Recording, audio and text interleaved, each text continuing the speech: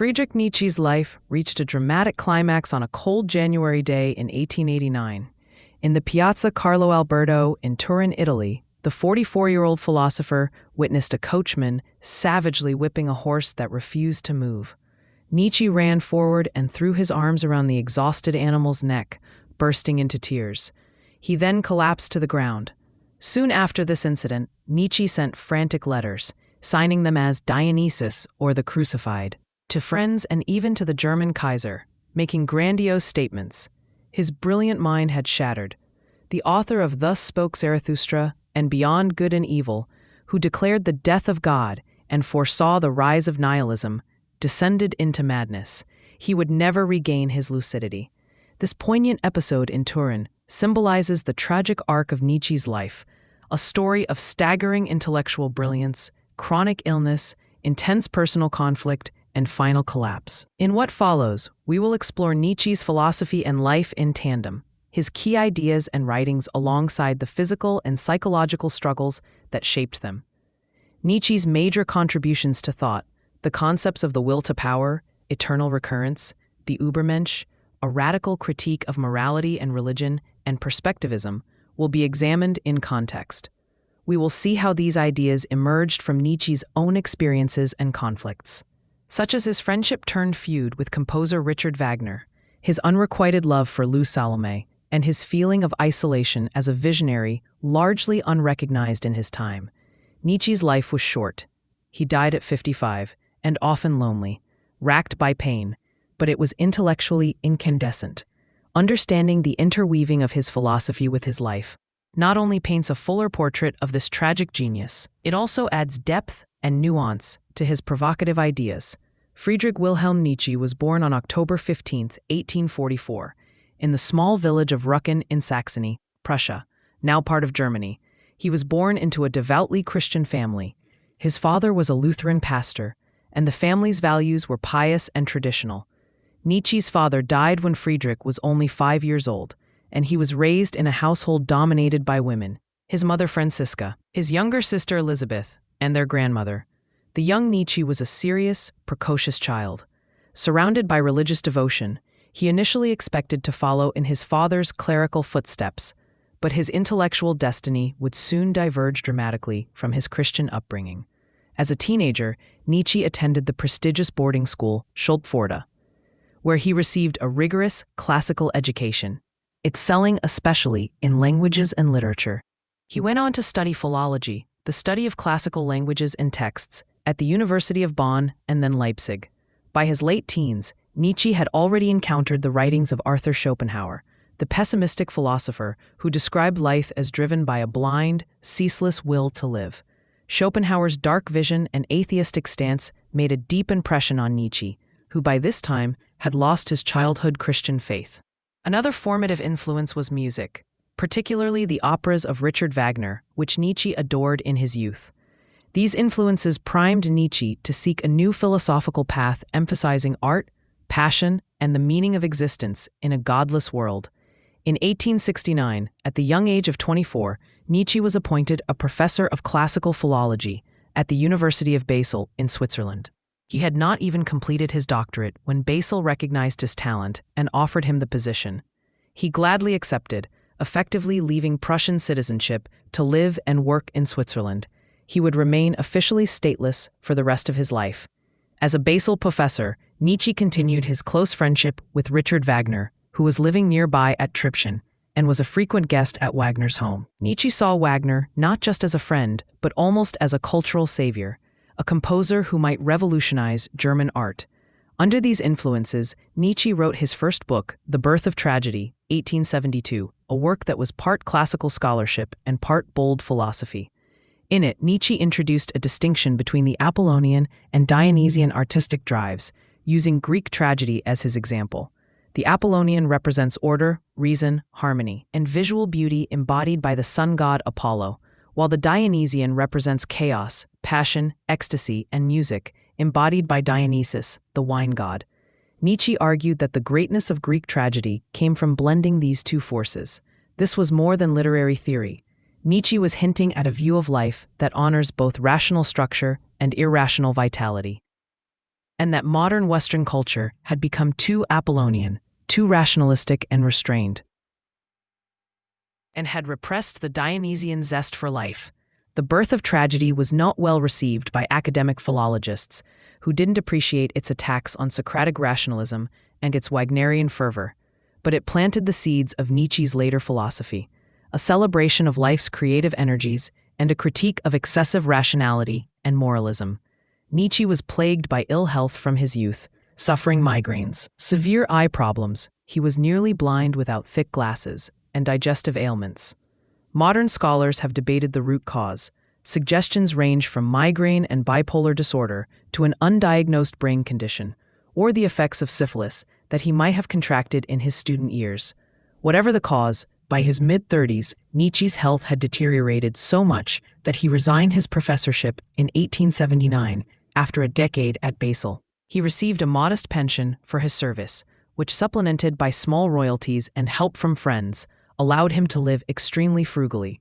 Thus began Nietzsche's life as an itinerant, independent philosopher, a period he called meskin, a Persian word for a humble wanderer.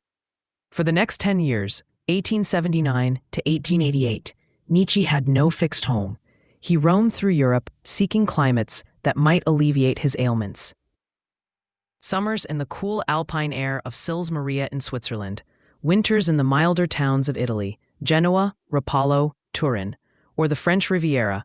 He would often stay in boarding houses or modest rented rooms, alone with his books and thoughts. He carried with him a sense of purpose and urgency. He felt he had philosophic revelations to deliver to a largely unhearing world.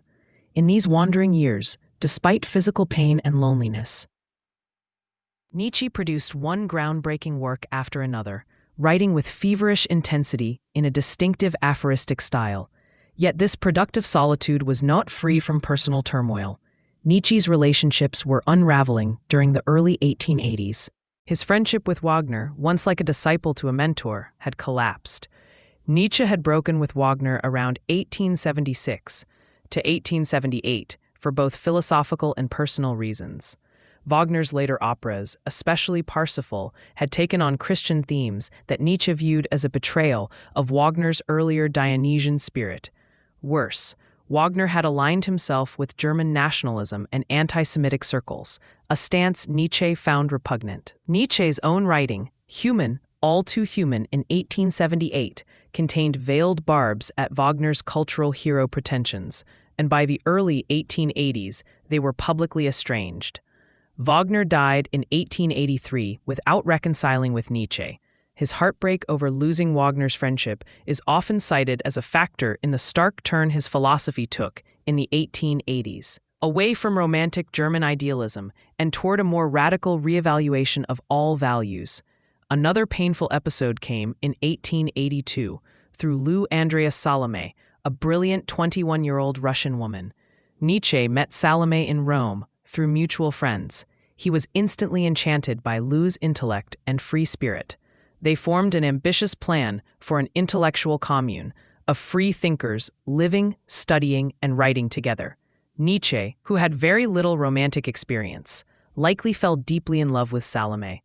He proposed marriage to her. Some accounts say he even asked his friend Ree to propose on his behalf as a mediator, but Salome tactfully refused. She was not interested in marriage, and certainly not to a sickly man almost twice her age. The situation was complex. Ree himself was in love with Salome as well, and Nietzsche's sister Elizabeth, who disliked Salome, interfered with intrigues. In May 1882, the three posed for a now famous photograph. Salome sits in a cart holding a whip, while Nietzsche and Ree are hitched to the cart like beasts of burden. The playful scene, likely orchestrated by Nietzsche himself, metaphorically captured Nietzsche's sense of being dominated by his infatuation. Shortly thereafter, the tensions boiled over. Nietzsche felt betrayed by Salome and Ree's closeness, suspecting they were lovers, and by his sister's meddling. By early 1883, this unholy trinity had Nietzsche ended his friendship with Ree and Salome, plunging into an even deeper loneliness. Later, in Thus Spoke Zarathustra, Nietzsche would famously write, "You go to women? Do not forget the whip," a line often criticized as misogynistic, but one that reflects the bitterness of this episode. Salome herself believed Nietzsche never recovered emotionally from this rejection. Amidst this personal chaos, Nietzsche wrote one of his greatest works. In just 10 days of frenzied inspiration in early 1883, while living in Rapallo, Italy, Nietzsche penned Part 1 of Thus Spoke Zarathustra. This poetic philosophical text would eventually span 4 parts and contains many of Nietzsche's signature ideas. It is as if, having severed his remaining personal ties, Nietzsche poured all his yearning, vision, and pain into Zarathustra. The book's protagonist is a wandering prophet, Zarathustra, who comes down from the mountains to preach a new doctrine to humanity. Through Zarathustra's sermons and parables, Nietzsche introduced concepts like the Übermensch and the eternal recurrence, which we will discuss in detail shortly. Zarathustra also exalts the value of solitude and self-overcoming, clearly echoing Nietzsche's own situation. Nietzsche's life in the mid-1880s settled into a pattern of solitary work, punctuated by fierce bursts of creativity and debilitating bouts of illness. He often wrote in aphorisms, concentrated, standalone paragraphs of insight, because prolonged systematic writing was taxing on his health and eyesight. In 1885, he printed only 40 copies of the 4th part of Zarathustra and distributed few of Aware that almost no one was ready to hear his gospel. Nietzsche's works sold poorly and drew little attention in his lifetime. This lack of recognition weighed on him. He longed for readers who could understand him, yet he also took pride in being ahead of his time. One is rewarded badly for being an Erkener, a knower of today, he wrote, likening himself to a man born posthumously. Despite the discouragement, Nietzsche did not relent. He continued to refine and amplify his critique of traditional morality and religion in books like Beyond Good and Evil, 1886, and On the Genealogy of Morals, 1887. These works analyzed the history and psychology of moral values, advancing Nietzsche's provocative thesis that modern Christian morality grew out of a slave revolt, an uprising of the weak to enchain humanity. It's noteworthy that during this period, Nietzsche made a decisive break with his publisher because the publisher had anti-Semitic leanings that Nietzsche detested. He took the bold step of publishing Beyond Good and Evil at his own expense in 1886, rather than be associated with anti-Jewish sentiments. Nietzsche's personal stance was strongly anti-Semitic. He despised the rising tide of German nationalism and Jew hatred in the 1880s. In a letter, he mocked his sister Elizabeth's husband as an anti-Semitic agitator. This moral courage would be cruelly twisted after his death. As we'll see, Nietzsche's sister later misrepresented him as a proto-Nazi, but the reality is Nietzsche regarded anti-Semitic nationalists as intellectually and morally contemptible. By 1888, Nietzsche's output reached a manic crescendo. Although still plagued by illness, he experienced a surge of energy and optimism, believing that the world was finally beginning to recognize his ideas. In this single year, his last year of sanity, Nietzsche wrote a flurry of books: The Case of Wagner, Twilight of the Idols, The Antichrist, Ecce Homo, his self-aggrandizing autobiography. He also planned a major work titled The Will to Power, Revaluation of All Values, which it existed only as notebooks of drafts. After his breakdown, his sister would unscrupulously publish a distorted compilation of these notes. In late 1888, Nietzsche indulged in unprecedented self-praise and humor, with chapter titles like Why I Am So Wise and Why I Write Such Good Books. He seemed acutely aware that he was a destiny, a thinker whose time would come later. In the preface of Ecce Homo, he warns, "Hear me, above all, do not mistake me for someone reflecting his fear of being misunderstood." Tragically, within weeks of writing those words, Nietzsche's own mind would betray him. In early January 1889, just after sending off the manuscript of Ecce Homo, Nietzsche experienced a complete mental breakdown on the streets of Turin, the horse incident described in the introduction. After Nietzsche collapsed, 2 policemen took the incoherent man back to his boarding. Word reached his friends, and his old university colleague, Franz Overbeck, rushed to Italy. Nietzsche was soon transferred to a psychiatric clinic in Basel, and then to a clinic in Jena, Germany, under the care of Dr. Otto. The initial diagnosis was tertiary syphilis, a common 19th century explanation for dementia in relatively young men. Modern analyses have questioned this, Suggestions range from a hereditary brain disease to frontotemporal dementia or even a slow-growing tumor. But in 1889, whatever the precise medical cause, Nietzsche was deemed incurably insane. He was just 44. Nietzsche would live 11 more years in this incapacitated state, a cruel coda to his life. In 1890, his devout mother, Franziska, brought him home to Naumburg and cared for him. Nietzsche, once the fiery author who extolled strength and vitality, was now largely mute, prone to brief flashes of song or vacant laughter, but mostly lost in dementia. In 1893, after the death of their mother, Nietzsche's sister, Elisabeth Förster Nietzsche, took charge of him. She established the Nietzsche Archive, effectively becoming the gatekeeper of his literary estate. Visitors, from curious admirers to important intellectuals, would come to see Nietzsche, only to find a gaunt, mustachioed figure sitting weightlessly in a chair or staring blankly ahead while his sister spoke for him. One visitor in 1897, the budding psychologist Rudolf Steiner, tried to engage Nietzsche or read to him, but found it was impossible to teach her, Elizabeth, anything about philosophy or to get any response from Nietzsche. He had become a living statue.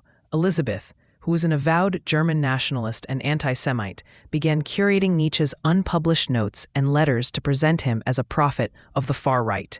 She selectively edited, and in some cases forged, Nietzsche's writings. In 1895, she compiled The Will to Power from his notebooks and published it, claiming it as Nietzsche's magnum opus. Scholars later showed that this book was assembled out of context and heavily manipulated by Elizabeth. The damage, however, was done. In the following decades, especially after Nietzsche's death in 1900, Elizabeth successfully promoted Nietzsche as a German nationalist icon. She even welcomed Adolf Hitler to the Nietzsche Archive in the 1930s, gifting Hitler Nietzsche's walking stick in a publicity stunt. The Nazi regime happily appropriated catchphrases like will to power and Übermensch for its propaganda, completely distorting Nietzsche's intent. Nietzsche, who had detested anti-Semitism and militaristic nationalism, was posthumously miscast as a Nazi thinker, a bitter historical irony. It was only after World War II, thanks to scrupulous scholarship, for example by Walter Kaufmann in the 1950s, that Nietzsche's reputation was rescued from this misappropriation. Scholars showed that Nietzsche praised individual Jews, criticized the anti-Semitic movement, and reviled German chauvinism. The monstrous uses of his ideas by others were rooted in misunderstanding or willful misuse. In 1899, a decade after his collapse, in the care of his sister Elizabeth, reduced to a mute invalid, he was by then only a spectator to his growing fame. On August 25, 1900, Friedrich Nietzsche died in Weimar at age 55. The official cause was pneumonia and strokes, complications that followed years of paralysis and mental illness. His body was buried in his hometown of Röcken, beside his father's. At the moment of Nietzsche's death, his published works were still not widely read. Yet, like a seed waiting for the right soil, Nietzsche's ideas would soon sprout mightily in the 20th century, profoundly influencing philosophy, literature, psychology, and culture at large. Nietzsche was not a philosopher in the traditional academic mold. He wrote no systematic treatises. Instead, his philosophy is spread across aphorisms, parables, and passionate polemics, often in an unsystematic literary style. However, there are several central ideas that Nietzsche continually developed. Understanding these key concepts is essential to grasp his impact. Each idea is best understood against the background of Nietzsche's personal journey we've traced. Nietzsche's major philosophical contributions are intertwined with the life experiences that informed them, in God is Dead and the Crisis of Nihilism. This dramatic pronouncement first appeared in The Gay Science, 1882, and recurs in Thus Spoke Zarathustra. Nietzsche did not mean that God literally lived and died. He meant that belief in the Christian God had ceased to be credible for many in Europe. The Enlightenment and modern science had, in effect, killed the traditional God by showing that the universe could be explained without the divine. Yet Nietzsche observed that Europeans had not yet fully grasped the consequences of this cultural death of God. Without the anchor of religious belief, the foundations of morality, value, and meaning, Nietzsche feared this would usher in nihilism, the belief that life has no inherent meaning or value. He describes modern nihilism as the looming sense that nothing has any inherent importance and that life lacks meaning. In his famous parable of the madman, Nietzsche writes of a man proclaiming God's death in a marketplace, only to be met with incomprehension, a metaphor for society's blindness to its own existential crisis. Nietzsche took nihilism very personally, calling it a guest that has come to stay with me, the deepest problem of his. Yet rather than simply bemoan this, Nietzsche also saw an opportunity. I praise, I do not reproach, nihilism's arrival, he wrote, regarding it as a great test of humanity. The collapse of old values could lead either to despair or to liberation, depending on whether new values could be created to replace the old. Nietzsche's life experience. Losing his own faith, witnessing the complacency of 19th century society, fueled his acute understanding of nihilism. He felt it in his bones, but also resolved to overcome it. No aspect of Nietzsche's thought is more provocative than his genealogical critique of Judeo-Christian morality. In Beyond Good and Evil and On the Genealogy of Morals, Nietzsche argues that our concepts of good and evil are not timeless truths, but rather human creations born from historical power. He distinguishes between master morality and slave morality. In ancient aristocratic societies, Nietzsche gives the example of Homeric Greece. Good essentially meant noble, strong, and life-affirming, the qualities of the rulers. Bad meant lowly, weak, and despicable, the condition of the enslaved. This was master morality, a value system originating from those in power, celebrating their own virtues, pride, strength, bravery, health, wealth. But as Nietzsche tells the story, the downtrodden people, especially in late antiquity, among the Jews and then early Christians, resented the nobles. Out of resentment, a deep-seated resentment that seeks revenge through value. Inversion, the weak developed slave morality. Slave morality said, "No, you arrogant masters are the evil ones. Humility, meekness, sympathy, those are truly good. Qualities that were powerless by master standards, meekness, poverty, chastity, were rebranded as moral virtues, while the former virtues, strength, pride, sensuality, were condemned, as Nietzsche chillingly calls this, the slave revolt in morality, accomplished historically by the Judeo-Christian influence. This overturning made pity and equality the central virtues of Western morality, a move Nietzsche believed carried a hidden vindictiveness of the weak. Nietzsche's own experience of illness and weakness gave him a personal perspective on this moral inversion. He, a sickly man, could have easily adopted the comfort of a morality that made a virtue of weakness. But instead, Nietzsche despised his own weakness and refused to surrender to it. He often extolled hardness, risk, and struggle, masterful qualities, even as he personally suffered. This gives a biographical poignancy to his philosophical call for a revaluation of all values, a courageous scrutiny and overturning of inherited morals. Nietzsche wanted humanity to move beyond good and evil, by which he meant beyond the simplistic dichotomy that arose from slave morality. This does not mean beyond true and false, or an endorsement of atrocity, as some critics charged. Rather, Nietzsche hoped for individuals who could create new values rooted in life and strength, not in fear and resentment. He admired, for instance, the Renaissance aristocratic ethos and the pagan virtues of creativity and courage. He believed morality is a symptom, an expression of the psychological needs of its creators. Thus, we should examine who benefits from a given morality.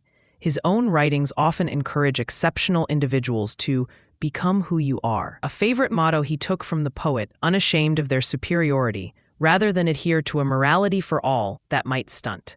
As Nietzsche scholar Walter Kaufmann emphasized, Nietzsche was not simply cheering for historical masters over slaves. He was analyzing how moral values evolve, not advocating.